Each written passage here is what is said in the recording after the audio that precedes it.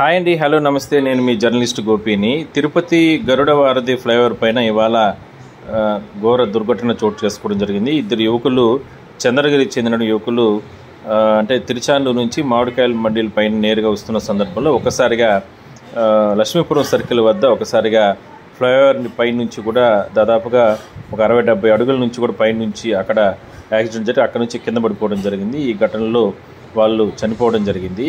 అయితే అత్యంత ప్రమాదకరంగా వాళ్ళు అంటే మద్యం సేవించినట్టు చెప్తున్నారు. బట్ పోలీసులు ఇన్వెస్టిగేషన్ చేస్తున్నారు.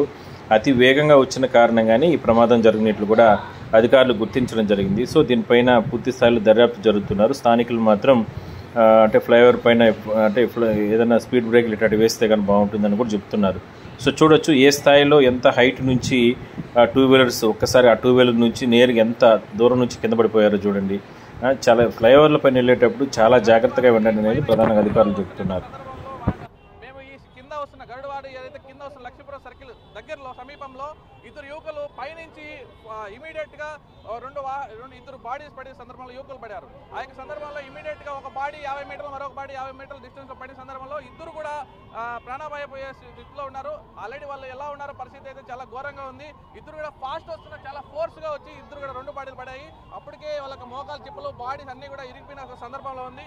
చాలా ప్రమాదం, చాలా దురదృష్టకరం. యువకులు ఇద్దరు కూడా 25 ఏళ్ళు ఆ సందర్భంలో ఉంటుంది. చాలా బాధాకరమైన విషయము.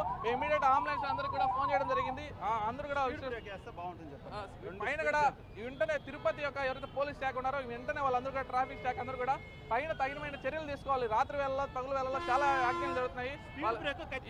స్పీడ్ బ్రేకర్ అధికారులు దానిపైన దృష్టి పెట్టాలి. ఇద్దరు యువకులు చనిపోయారు. అలా చనిపోయిన యొక్క సందర్భంలో ఉంది. ఎవరు దీన్ని బాధ్యులు? వెంటనే అధికారులు స్పందించి వాళ్ళపైన వెంటనే స్పీడ్ బ్రేకర్ అటువంటి ఏ సందర్భంలో ఉండాలి.